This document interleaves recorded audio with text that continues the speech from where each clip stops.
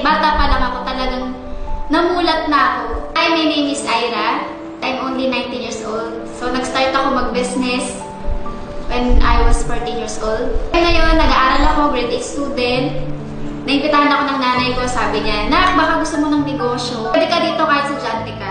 14 years old, gusto ko talagang magkaroon ng extra income. That time po nag-aaral ako sa private school, so ang environment ko talaga is mga mayayaman, anak mayaman. That time po scholar lang tayo ng... Nung nakita ko yung negosyo, sabi niya sa akin, "Tignan mo lang, kasi wala namang mawawala kung di mo susubukan." Pinuntahan namin yung orientation, free lang naman siya. So, nung pinakita sa amin yung business, sobrang dami kong natutunan.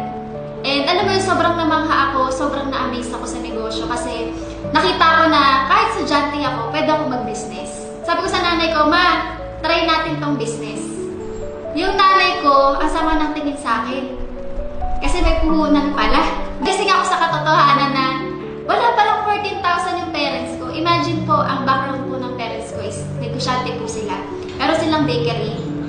And meron po kaming sari-sari store. Imagine, ilang years na po silang nag-business. And sabi ko, bakit wala silang ipon ng 14,000? Sabi kasi ng speaker, pwede daw siya sa lahat. Para sa akin, na-excite ako.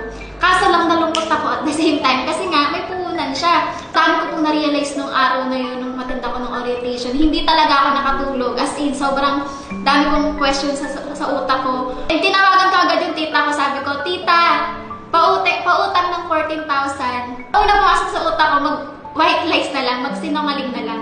Na, "Tita, pwedeng pautang pang tuition." And kinaumagahan po, iniyakan ko talaga siya. Sabi ko, "Tita, pag di mo ako pinautang, di ako makakapag-exam." So, kinaumagahan, nagpadala siya agad sa akin. Good news niyan, pumunta agad ako dito sa office, sa Quezon City. Hawak-hawak ko yung 14K, bibigay ko siya sa cashier. And sabi ko sa sponsor ko, "Sir, kailangan ko mabalik tong 14K. Kailangan ko agad mag-ROI." Bakit? Kasi inutang ko pa to sa tita ko. Nabigyan ako ng system. So yung system natin, yung system talaga ng Spartan, sobrang amazing talaga. Bakit? Yung 14K, ang kapalit niya, lifetime na business. Sobrang saya ko, sobrang happy na na-excite. The same time, kinakabahan din. Pero yun nga, nagtiwala lang din ako sa sponsor ko. Nagtiwala ako sa Spartans. And syempre sa sarili ko na kaya ko siyang gawin. So, yung journey ko sa Spartans, hindi siya ganun kadali.